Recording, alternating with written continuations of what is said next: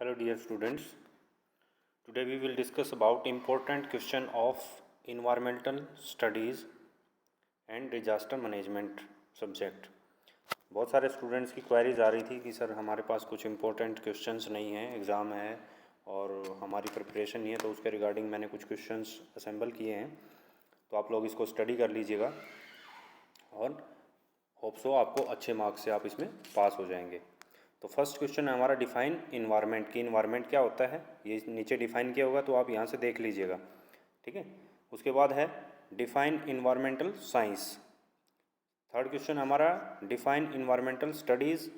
Fourth question हमारा who coined the term ecology, भी किसने इस टर्म्स को डिफाइन किया था या यूज किया था सबसे पहले, या कौन इसको लेके आया था। उसके बाद what do you mean by ecology, what is ecosystem, ecosystem क्या है, what are the biotic components, what are abiotic components, what are producers, what are consumers, भाई प्रोड्यूसर कौन है, कंज्यूमर कौन है इकोसिस्टम के अंदर, name types of consumers, what are herbivores, ठीक है, give a few example of herbivores, ठीक है, इस तरह से।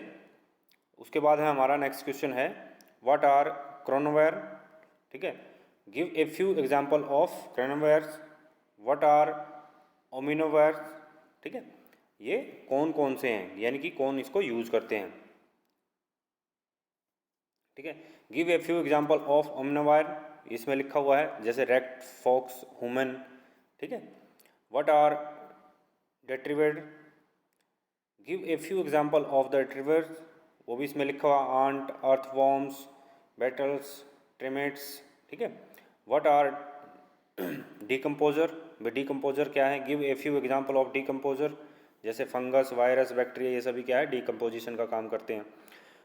What do you mean by the sustainable development क्या है, नेम सोर्स ऑफ एनर्जी, ठीक है। ये क्वेश्चंस मैं इसलिए बता रहा हूँ क्योंकि होप सो आपको समझ में आ जाएंगे इजीली, इनके जो आंसर्स हैं वो बहुत ही ईजी हैं, आप इनको समझ लीजिएगा क्योंकि एग्ज़ाम्स बहुत नज़दीक है।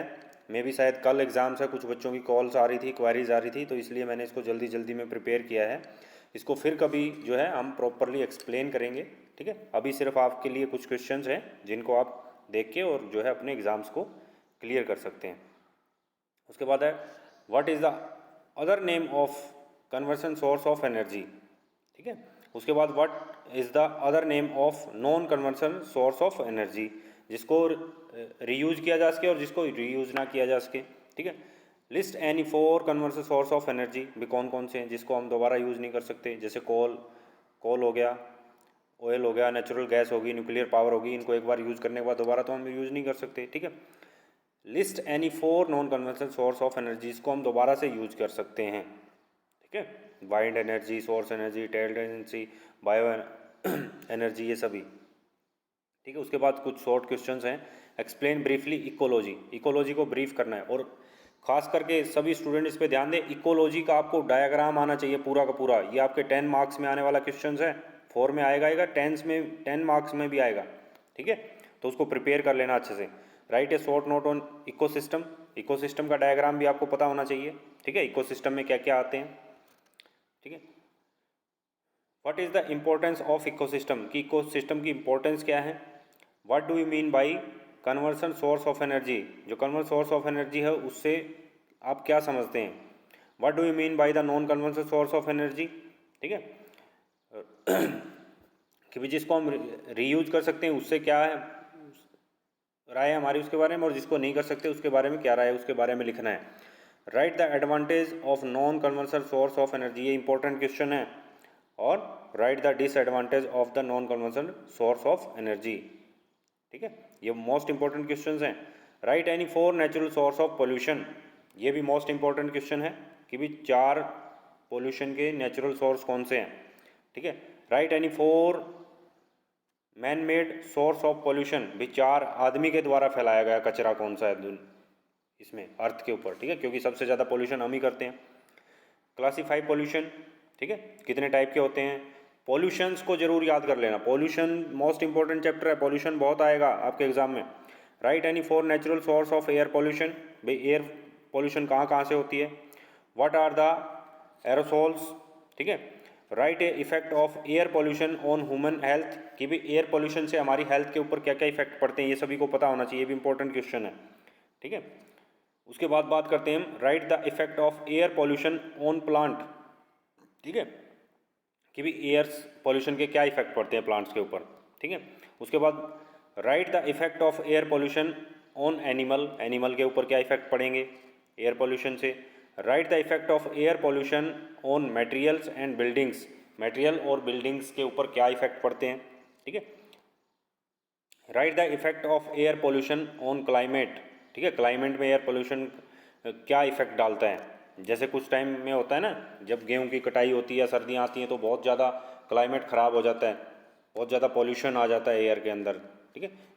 तो ये सभी इसी में आते हैं। Right the effect of air pollution on the aesthetic beauty, ठीक है, उसके ऊपर क्या असर डालेंगे, जो एस्थेटिक ब्यूटी है उसके ऊपर क्या असर डाल रहे हैं वो।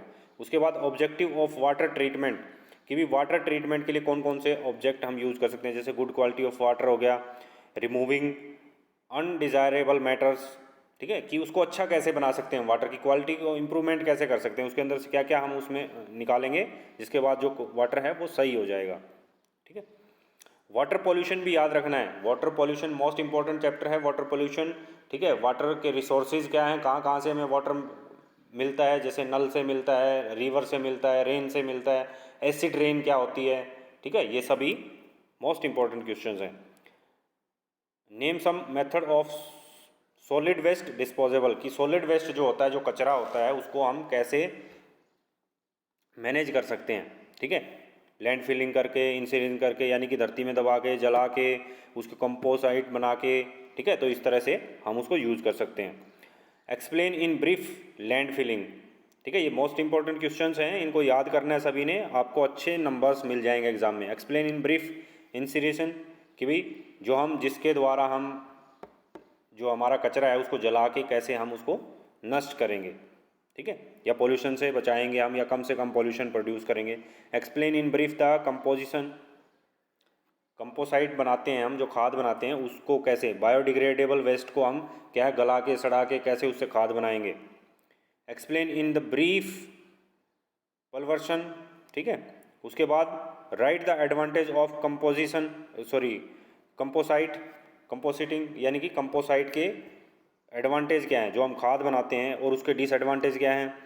Right are the disadvantage of disposable and the solid waste into sea, अगर हम डिस्पोज करते हैं समुंदर के अंदर सॉलिड वेस्ट डालते हैं तो उसके डिसएडवांटेज क्या हैं, वो किस किस को हार्म करेगा, ठीक है, उस समुंदर का वाटर उसको ख़राब करेगा, ठीक है, उसके अंदर जो मैटर्स हैं यानी कि या लिविंग ऑर्गेनिजम्स हैं उन सभी को वो ख़राब करेगा, जो भी उसके अंदर एनिमल्स हैं उन सभी को वो उनके लिए हानिकारक होगा। सोर्स ऑफ नॉइस पोल्यूशन, ये भी इंपॉर्टेंट चैप्टर है, source of noise pollution. Decibel का पता होना चाहिए, कितनी डेसिबल ह्यूमन बीइंग सुन सकता है, ठीक है, समुंदर में कैसी जो जीव है समुद्र के अंदर वो कितने डेसिबल पे सुनते हैं, ठीक है। और इफेक्ट ऑफ नॉइस पोल्यूशन, और नॉइस पोल्यूशन के इफेक्ट्स क्या हैं, ठीक है। तो noise pollution, water pollution, air pollution और इकोसिस्टम, ये आपके मेन चैप्टर्स हैं, इनकी रिवीजन कर लीजिएगा, इसमें सारे क्वेश्चंस मैंने दिए हुए हैं, होप सो आपको अच्छे से समझ में आ जाएंगे। अगर फिर भी नहीं किसी को समझ में आता है तो आप कमेंट में जो है अपनी क्वेरी डाल सकते हैं। और जिस स्टूडेंट ने चैनल को सब्सक्राइब नहीं किया है वो सब्सक्राइब करें, लाइक करें और बेल आइकन को प्रेस करें ताकि आपको अपकमिंग वीडियोज़ मिलते रहें। Thank you.